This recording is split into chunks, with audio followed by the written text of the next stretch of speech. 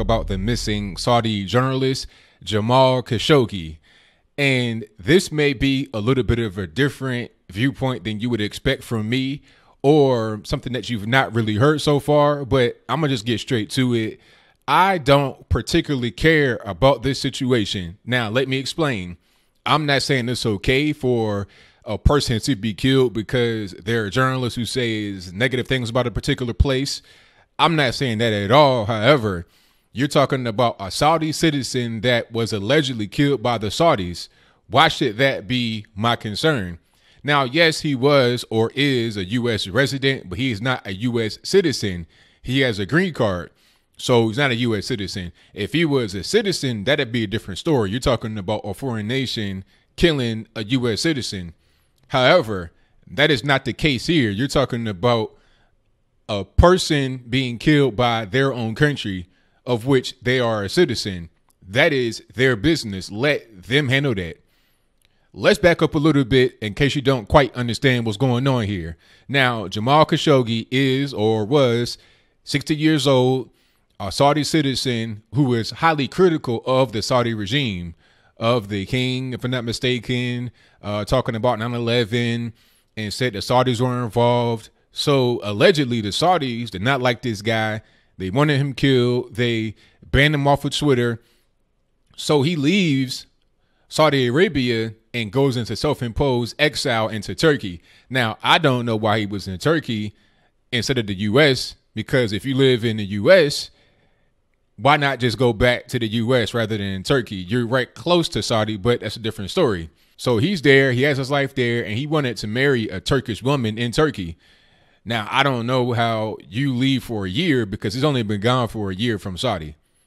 I don't know how you're gone for a year and then all of a sudden you want to get married. Maybe he had that particular love interest while he was living in the States or when he was in Saudi Arabia, but that's a different story.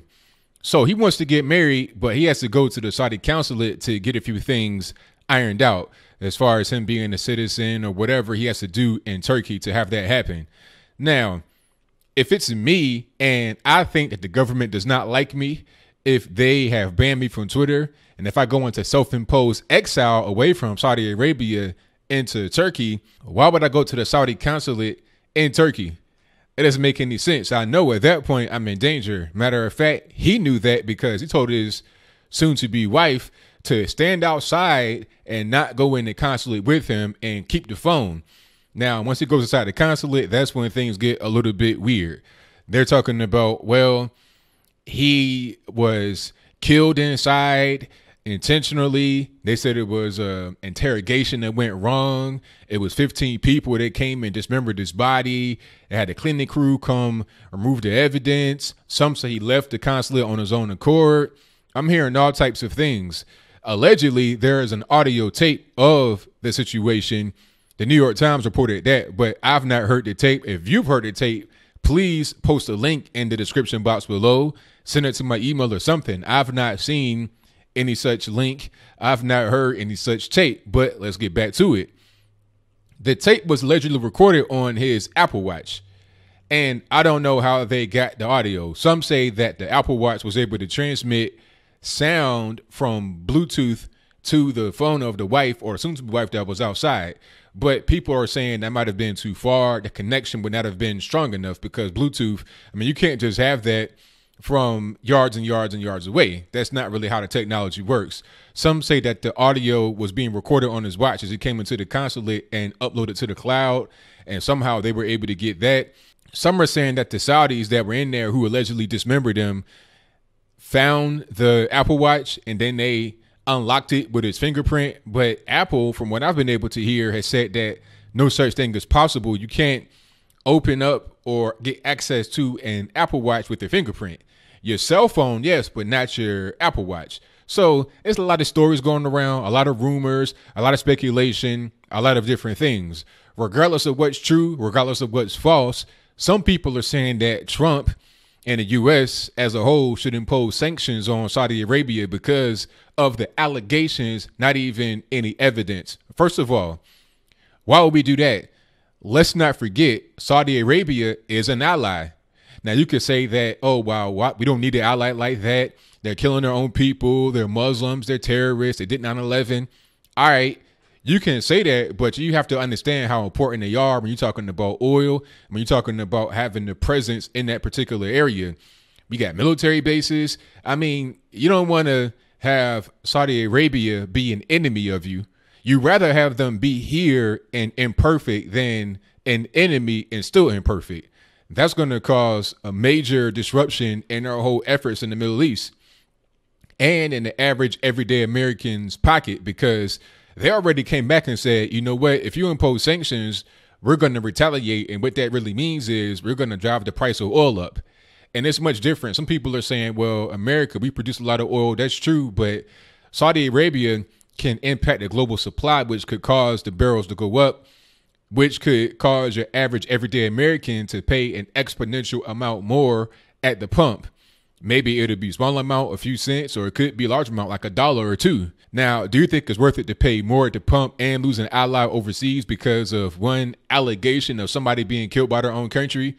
Imagine if we did that exact same thing with all other countries in the world. Don't get it twisted. There have been people who have been killed by the U.S., by the government, that should not have been killed. I mean, where's Seth Rich? What happened to him? How about John Ash? A lot of other people have been killed by the U.S., and what are we going to do against ourselves? I mean, was JFK set up? I mean, who knows? You have people in the U.S. that have killed other citizens that was, kind of a hit job by the government that are still living. So since some countries say that you should kill somebody like that, are they going to impose sanctions on us?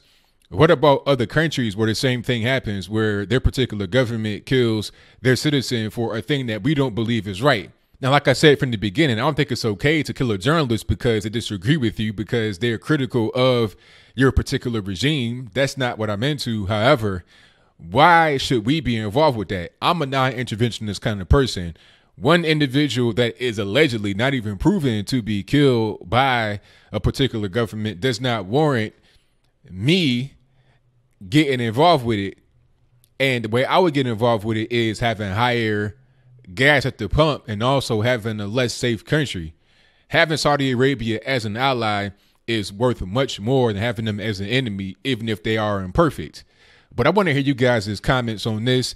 Should we retaliate against the Saudis for a thing that we think they might have done, talking about killing their own citizen over some critical hit pieces against the Saudi regime?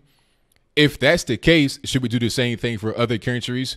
North Korea, China. China's the worst. Oh my goodness, they kill people. Like, they had the actress in some kind of gulag over not paying taxes. I mean, should we go over there? Do we want to fight with Xi Jinping? Do we want to fight with the Saudi king and the leader of North Korea and Vladimir Putin and everybody else?